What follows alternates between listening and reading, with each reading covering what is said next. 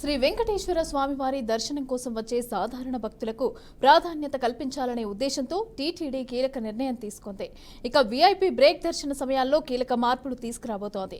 ఈ మేరకు test trial కూడా నిర్వహించనుంది. ఇక మే నెల ప్రారంభం నుంచి 2.5 నెలల పాటు కూడా ఈ టెస్ట్ ట్రయల్ అయితే సాగనుంది. ఇక శ్రీవారి దర్శనానికి స్వయంగా వచ్చే ప్రోటోకాల్ వీఐపీలకు మాత్రమే మే 1 నుంచి జూలై 15 వరకు బ్రేక్ దర్శనాలు పరిమితం చేయాలని టీటీడీ నిర్ణయించింది. ఇక స్వయంగా వచ్చే వీఐపీలను మాత్రమే ప్రోటోకాల్ వీఐపీలుగా పరిగణించి శ్రీవారి దర్శనం కల్పించనుంది. వీఐపీ బ్రేక్ దర్శనాలను ప్రయోగాత్మకంగా ఉదయం 6 గంటల నుంచి అమలు చేయనుంది. ఇదే అంశానికి సంబంధించి పూర్తి అప్డేట్స్ మా ప్రతినిధి గోపి అందిస్తారు. గోపి, మమత, మొత్తం మీద తిరుమల శ్రీవారి దర్శనానికి ఇప్పటికే వేసవి సెలవులు కొనసాగుతున్న నేపథ్యంలో ఇక 1.5 నెలల పాటు కూడా అంటే మే 1వ తారీఖు నుంచి కూడా జూన్ 15వ తారీఖు వరకు కూడా అంటే విపరీతమైన రద్దీ కొనసాగే అవకాశం అవుతుంది. ఆల్రెడీ ఇప్పుడు గత 10-15 రోజుల నుంచి కూడా తిరుమల శ్రీవారి దర్శనానికి పెద్ద ఎత్తున భక్తులు వస్తున్నారు. ఎందుకంటే ఇంటర్మీడియట్ పరీక్షలు ఇవన్నీ కూడా అంటే ఉత్తీర్ణ భక్తులు కావచ్చు, విద్యార్థులు కావచ్చు, వాళ్ళందరూ కూడా వాళ్ళ తల్లిదండ్రులతో పెద్ద ఎత్తున శ్రీవారి దర్శనానికి వస్తున్నారు. అందువల్లనే శ్రీవారి దర్శనం సామాన్య భక్తులకు అందించడానికి పెద్ద సమస్యగా మారింది టీటీడీకి. అయితే అందువల్లనే మే 1వ తారీఖు నుంచి కూడా జూన్ 15వ తారీఖు వరకు కూడా అంటే ఈ ప్రివిలేజ్ దర్శనాలన్నింటినీ కూడా టీటీడీ రద్దు చేయడం జరిగింది. అదే సందర్భంలోనే మరో కీలక నిర్ణయం టీటీడీ తీసుకోవడం జరిగింది. అంటే గత 5 సంవత్సరాల నుంచి కూడా అంటే ప్రతిరోజు కూడా 5,000 నుంచి 9,000 టికెట్ల వరకు కూడా వీఐపీ దర్శనాలు, అదేవిధంగా వాళ్ళ రెఫరల్ దర్శనాలన్నింటినీ కూడా L1, L2, L3 అంటూ కూడా రకరకాల దర్శనాల పేరుతో ఏర్పాటు చేయడం జరిగింది. ఉదయం 7 గంటలకు ప్రారంభమయ్యేటటువంటి వీఐపీ బ్రేక్ దర్శనాలు మధ్యాహ్నం 12:30 అవసరం ఇంకొక అర్ధగంట ఎక్స్ట్రా కూడా 1 గంట వరకు కూడా కొనసాగిన పరిస్థితులు జరిగాయి. అయితే వీటన్నిటిని కూడా తగ్గించుకోవడానికి టీటీడీ ప్రస్తుతానికి అంటే సిద్ధమవుతుంది. ఎందుకంటే గత 2 నెలల క్రితం కూడా ముఖ్యమంత్రి సమీక్షలో అమరావతి వేదికగా జరిగినటువంటి టీటీడీతో భేటీ అయినటువంటి ముఖ్యమంత్రి అన్ని విభాగాల్లో కూడా ప్రక్షాళన దిశగా అడుగులు వేయాలంటూ కూడా స్పష్టమైన ఆదేశాలు ఇచ్చిన నేపథ్యంలో ఆ రకంగా చర్యలు ప్రారంభిస్తున్నారు. అందువల్లనే మే 1వ తారీఖు నుంచి కూడా ఇప్పటి వరకు ఉన్నటువంటి వీఐపీ బ్రేక్ దర్శనాలని ఎలాగా అంటే సిఫార్సు లేఖలన్నీ కూడా రద్దు చేస్తారు కాబట్టి ప్రోటోకాల్ పరిధిలో ఉన్న వారికి దర్శనాలు కల్పిస్తారు కాబట్టి ఆ టైమింగ్ పూర్తిగా కూడా కంప్లీట్ గా ఉదయం తెల్లవారు 6 గంటలకు మార్చడం జరిగింది. అంటే 6 గంటల్లో ఉంటే 6, 7, 8 మహా అంటే ఒక 2 గంటల లోపల దర్శనాలన్నింటినీ కూడా ప్రోటోకాల్ దర్శనాలు అవన్నీ కూడా కంప్లీట్ చేసుకుని దాని తర్వాత నిరంతరాయంగా శ్రీవారి భక్తులకే, సామాన్య భక్తులకే దర్శనాలు కల్పించాలి. ఉదయం 8 గంటల నుంచి కూడా అర్ధరాత్రి 1:30 వరకు కూడా ఏకాంత సేవ వరకు కూడా శ్రీవారి దర్శనాన్ని సామాన్య భక్తులకు కల్పించాలి. ఆ లోపల ఎవరు వీఐపీలు వచ్చినా ఆ మరుసటి రోజు దర్శనం కల్పించే విధంగా కూడా నిర్ణయం తీసుకోవడం జరిగింది. ఇదంతా కూడా ప్రయోగాత్మకంగా అధికారులు నిర్ణయం తీసుకోవడం జరిగింది. 1వ తారీఖు నుంచి కూడా మరో 2 నెలల పాటు కూడా దీన్ని ప్రయోగాత్మకంగా రన్ చేస్తారు. అంటే సాధ్యాసాధ్యాలు, అదేవిధంగానే సామాన్య భక్తుల సంఖ్య ఏ విధంగా కొనసాగుతూ ఉంటుంది, అదే స్థాయిలోనే వీఐపీలను 1వ తారీఖు నుంచి కూడా ఏ విధంగా కట్టడి చేయాలి, రాజ్యాంగబద్ధంగా ఎన్నికైనటువంటి ప్రజాప్రతినిధులు, ఎమ్మెల్యేలు కావచ్చు, ఎంపీలు కావచ్చు, అదేవిధంగా ఎమ్మెల్సీలు వీళ్ళందరూ కూడా అంటే ఇతర రాష్ట్రాలు, మన 2 తెలుగు రాష్ట్రాల నుంచే కాకుండా దేశవ్యాప్తంగా అన్ని రాష్ట్రాల నుంచి కూడా పెద్ద ఎత్తున భక్తులు అంటే వీఐపీలు, మంత్రులు కావచ్చు, అక్కడ ప్రజాప్రతినిధులు వీళ్ళందరూ కూడా వస్తూ ఉంటారు కాబట్టి వాళ్ళకు దర్శనం కల్పిస్తూనే ఈ సిఫారసు లేఖలు అనేది పూర్తి స్థాయిలో కూడా తగ్గించాలనేది ఒక ఆలోచనతో టీటీడీ అడుగులు వేస్తుంది. మరి 1వ తారీఖు నుంచి ప్రారంభమయ్యేటటువంటి ఆల్రెడీ ఈ బ్రేక్ దర్శనాలు ఏ విధంగా కోత పెడతారో అదే స్థాయిలోనే ప్రోటోకాల్ పరిధిలో వచ్చేటటువంటి భక్తులకి ఎటువంటి దర్శనాలు కల్పిస్తారు. 6 గంటల నుంచి ఆల్రెడీ అంటే టైమింగ్ అనేది ప్రారంభించారు కాబట్టి అది కొద్ది రోజుల పాటు ప్రయోగాత్మకంగా నిర్వహించిన తర్వాత సాధ్యాసాధ్యాలను దృష్టిలో పెట్టుకుని ఆ టైమింగ్ అనేది కొనసాగే అవకాశం ఉంటుంది. లేదంటే ఇంకా కూడా అవసరం వస్తే 1 గంట ముందుగానే అంటే 5 గంటల నుంచి 7-7:30 లోపలే వెహికల్స్ అందరికీ కూడా దర్శనం కంప్లీట్ చేసి దాని తర్వాత వాళ్ళందరినీ కూడా పంపించేయగలిగితే కన్నా అంటే ఇప్పటి వరకు కూడా 5 నుంచి 9,000 మంది భక్తులకు అంటే వీఐపీలు వివిధ కేటగిరీలు ఇస్తున్నారు కాబట్టి దాన్ని పూర్తి స్థాయిలో తగ్గించి కేవలం 2 నుంచి 3,000 మంది వరకు మాత్రమే అవకాశం ఇచ్చే విధంగా కూడా నిర్ణయం తీసుకోబోతున్నారు. సో మొత్తం మీద మే 1వ తారీఖు నుంచి కూడా టీటీడీలో మరికొన్ని ప్రక్షాళనలు కొనసాగే అవకాశం అయితే ఉంది. Mamata, right, thank you Gopi, thanks for the updates. ఏపీలో వైసీపీ ఖాతాలో మేయర్, మున్సిపల్ చైర్మన్ పదవులు అవిశ్వాసాల పర్వం అనంతరం అధికార టీడీపీ కూటమి ఖాతాలో చేరుతున్నాయి. వైసీపీ ఆధీనంలోని కుప్పం, తుని, మాచర్ల మున్సిపల్ చైర్మన్ పదవులతో పాటు విశాఖ, గుంటూరు కార్పొరేషన్ మేయర్ పదవులు టీడీపీ హస్తగతమయ్యాయి. కుప్పం మున్సిపల్ చైర్మన్ గా సెల్వరాజ్, తుని మున్సిపల్ చైర్పర్సన్ గా నార్ల భువనసుందరి, వైస్ చైర్మన్ గా ఆచంట సురేష్, మాచర్ల మున్సిపాలిటీ చైర్మన్ గా షేక్ మదార్, గుంటూరు మేయర్ గా కోవెలమూడి రవీంద్ర, విశాఖపట్నం జీవీఎంసీ నూతన మేయర్ గా పి పీలా శ్రీనివాసరావులు ఎన్నికయ్యారు. రైట్, ఇదే అంశానికి సంబంధించిన పూర్తి సమాచారాన్ని మా ప్రతినిధి నాయుడు అందిస్తారు. నాయుడు, చెప్పండి.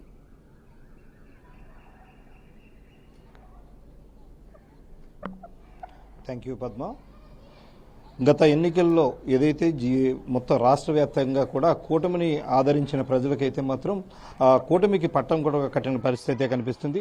ఇదే నేపథ్యం మనం చూసుకున్నట్టయితే కనుక గత 2021లో కూడా జరిగినటువంటి మున్సిపల్ ఎన్నికల్లో అయితే కనుక చాలా పలు అవకతవకలు పాల్పడ్డారని కావచ్చు, లేదంటే కనుక అప్పుడున్న వైసీపీ ప్రభుత్వం అయితే మాత్రం పూర్తి స్థాయిలో సీట్లను గెలుచుకున్న పరిస్థితి అయితే కనిపిస్తూ ఉంది. అయితే ఈ నేపథ్యంలోనే మేయర్గా కూడా అన్ని స్థానాల్లో కావచ్చు, మున్సిపల్ చైర్మన్గా కూడా అన్ని స్థానాల్లో కూడా వైసీపీ అయితే పాగా వేసిన పరిస్థితి అయితే ఉంది. కానీ అన్నింటికీ భిన్నంగా అయితే కావచ్చు 2024 ఎన్నికల తర్వాత కూటమి ప్రభుత్వం ఏర్పాటైన తర్వాత అక్కడ రాష్ట్రంలో ఉన్న కూటమి ప్రభుత్వం కావచ్చు, లేదంటే కనుక అక్కడ జాతీయ స్థాయిలో ఉన్నటువంటి కూటమి ప్రభుత్వం కావచ్చు, ఈ నేపథ్యంలో ఇక్కడ స్థానికంగా కూడా కూటమి ప్రభుత్వం ఉంటే బాగుంటుందన్న నేపథ్యం కలిసి రావచ్చు. లేదు అంటే కనుక వైసీపీ నాయకులు, వైసీపీ కార్పొరేటర్లు చేసిన పాపాలు చిట్ట పెరగడంతో అయితే మాత్రం ప్రజలు కూడా దీన్ని ఎక్కడ ఆదరించిన పరిస్థితి అయితే లేదు. ఇదే నేపథ్యంలో చూసుకున్నట్టయితే కనుక వైసీపీలో కార్పొరేటర్లుగా గెలిచిన కొంతమంది అయితే తిరుగుబాటు కూడా చేయడం జరిగింది. ఈ నేపథ్యంలోనే వాళ్ళందరూ కూడా ఇటు కూటమికి సపోర్ట్ ఇవ్వడంతో అయితే విశాఖలో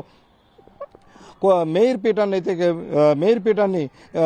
ఇటు కూటమి ప్రభుత్వం అయితే హస్తగతం చేసుకున్న పరిస్థితి మనకి కనిపిస్తుంది. ప్రధానంగా మనం చూసుకున్నట్టయితే కనుక 2021 మున్సిపల్ కార్పొరేషన్ ఎన్నికల్లో అయితే కేవలం 30 స్థానాలకే పరిమితమైనటువంటి టీడీపీ ఇప్పుడు ఇటు వైసీపీ కావచ్చు, ఇటు జనసేన, బీజేపీతో కలిపి పూర్తి స్థాయిలో 58 స్థానాలను, అదేవిధంగా చూసుకున్నట్టయితే కనుక ఇటు ఏవైతే ఎమ్మెల్యే ఓట్లకు సంబంధించి కావచ్చు, ఇవన్నీ కలిపి ఓవరాల్గా చూసుకున్నట్టయితే కనుక మొత్తం 68 ఓట్లు ప్లస్ 74 ఓట్లు పూర్తి మెజారిటీని కూడా సాధించిన పరిస్థితి అయితే ఉంది. ఓవరాల్గా చూసుకున్నట్టయితే కనుక కూటమికి పూర్తి బలం రావడంతో అయితే ఇటు ఈ నెల 19న పెట్టినటువంటి అవిశ్వాస తీర్మానంలో భాగంగా అయితే మేయర్ హరివెంకట కుమార్ని కూడా దించివేయడం జరిగింది. అదేవిధంగా 26వ తేదీన జరిగినటువంటి అవిశ్వాస తీర్మానంలో డిప్యూటీ మేయర్ జిఎన్ శ్రీధర్ని కూడా పూర్తి స్థాయిలో ఆయన్ని తొలగించడం జరిగింది. ఈ నేపథ్యంలో ఈ రోజు ఏర్పాటు చేసినటువంటి మేయర్ పదవీ ప్రమాణ స్వీకారానికి సంబంధించి కేవలం 96వ వార్డుకు చెందినటువంటి పీలా శ్రీనివాసరావు కుటుంబ నేపథ్యం కావచ్చు, గతంలో చంద్రబాబు నాయుడు ఏదైతే అభయం ఇచ్చారో ఈ నేపథ్యంలో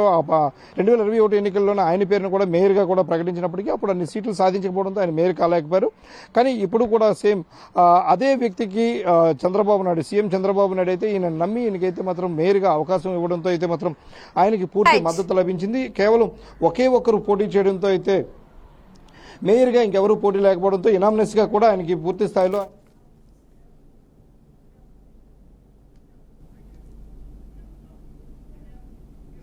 ఇక రాష్ట్రపతి ద్రౌపది ముర్ము పద్మ అవార్డుల కార్యక్రమంలో పాల్గొన్నారు. లైవ్ లో చూద్దాం.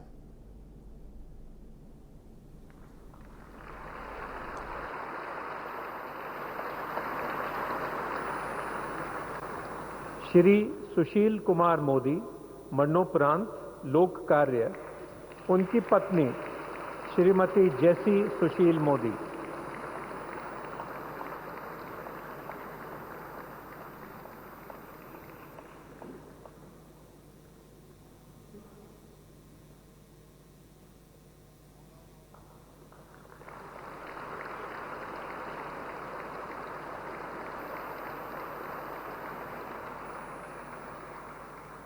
श्री शेखर कपूर कला फिल्म निर्माण।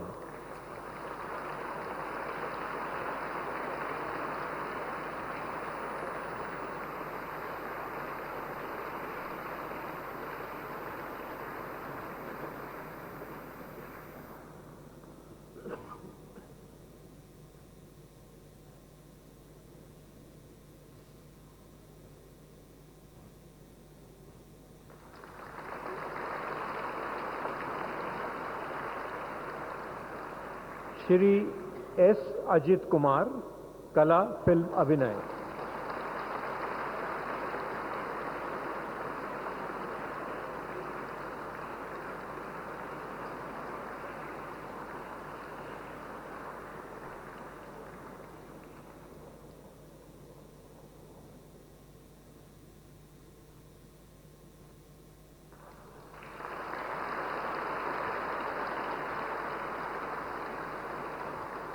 श्री पंकज आर पटेल व्यापार एवं उद्योग।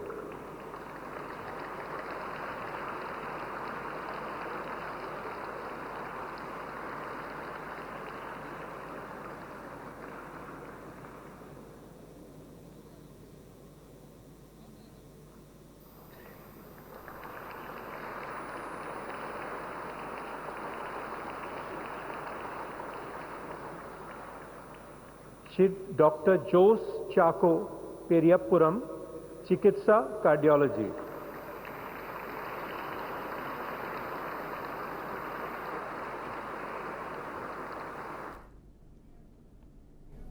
అధిక వడ్డీ ఆశ చూపి ఓ సంస్థ గారణ మోసం చేసిన ఘటన కర్నూలు జిల్లాలో ఆలస్యంగా వెలుగులోకి వచ్చింది.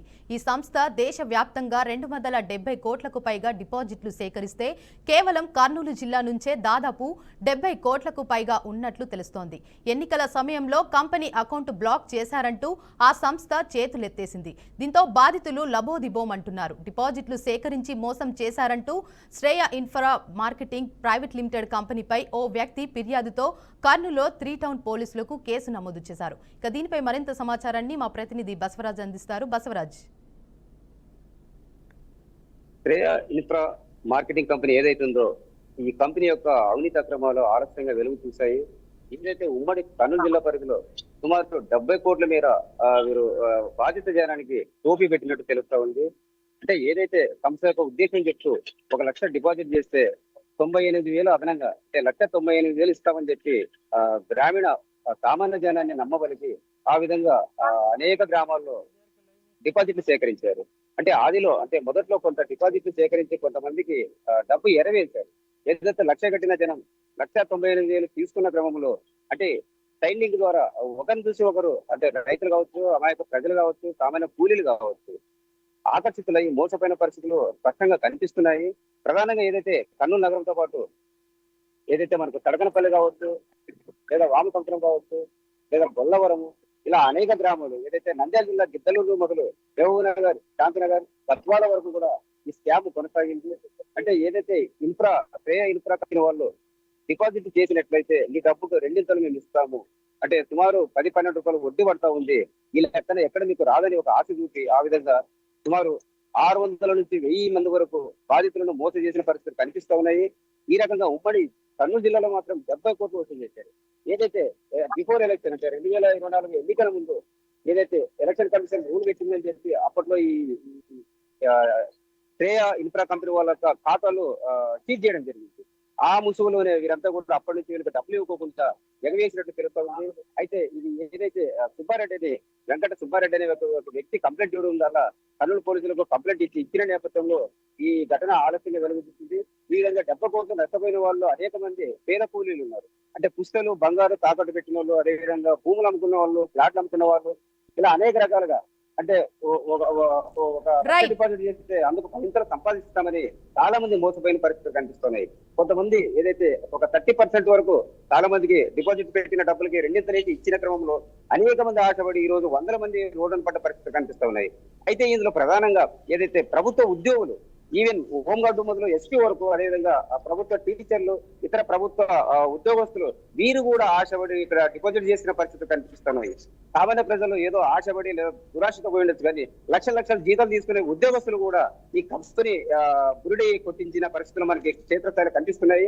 ఏదైతే అంటే వాళ్ళ అప్పుల పాలు కట్టుకోలేక లేదా వడ్డీలు చెల్లించుకోలేక ఈ రోజు బజార్న పడిన పరిస్థితి కనిపిస్తా ఉంది.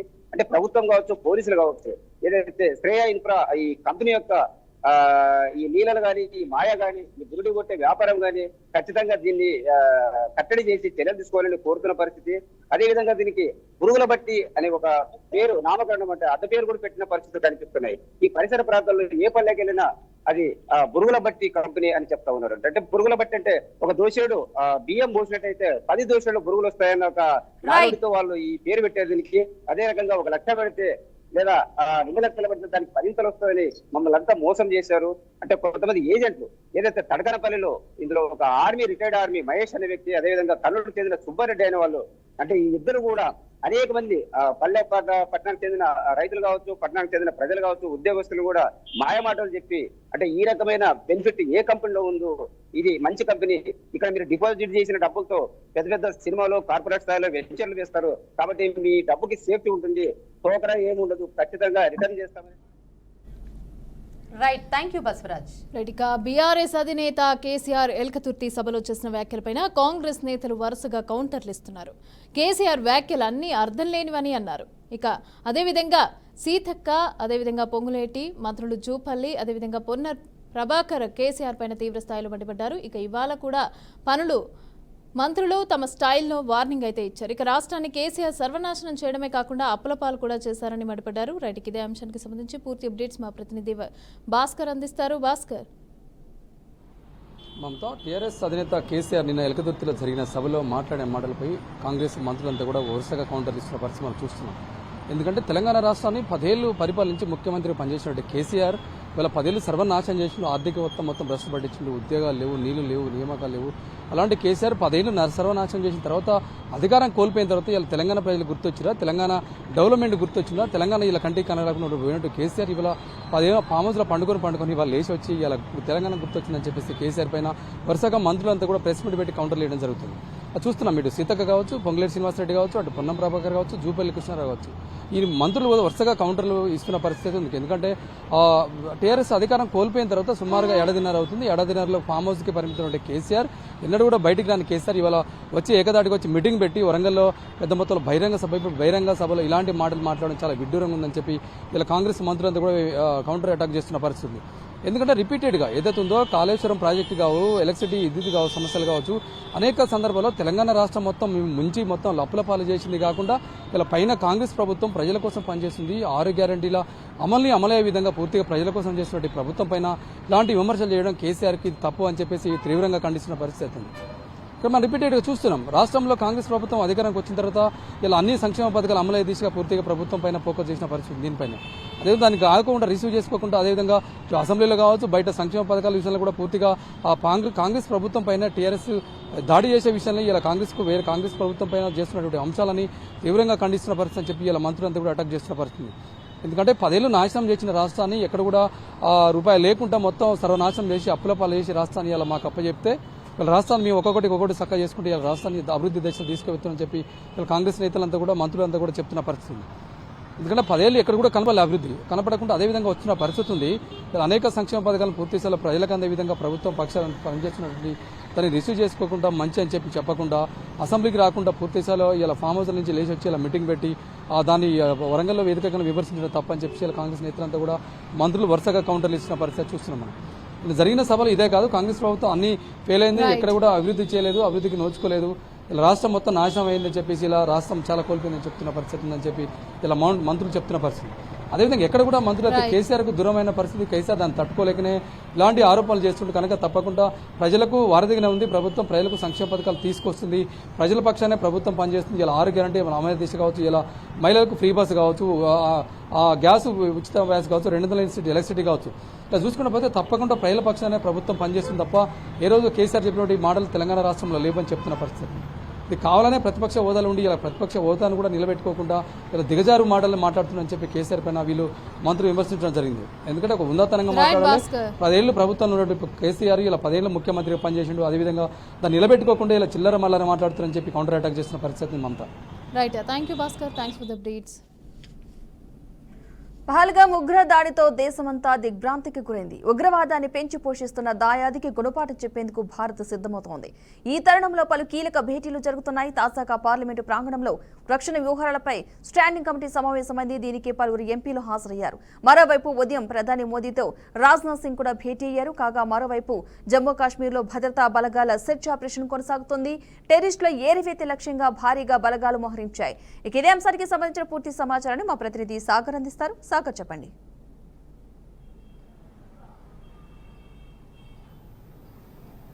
ఈ నెల 22వ తేదీన జమ్మూ కాశ్మీర్లోని పెహల్గావ్లోని బైరసన్ లోయలో జరిగిన ఒక భారీ ఉగ్రదాడితో 27 మంది ప్రాణాలు కోల్పోయిన విషయం తెలిసిందే.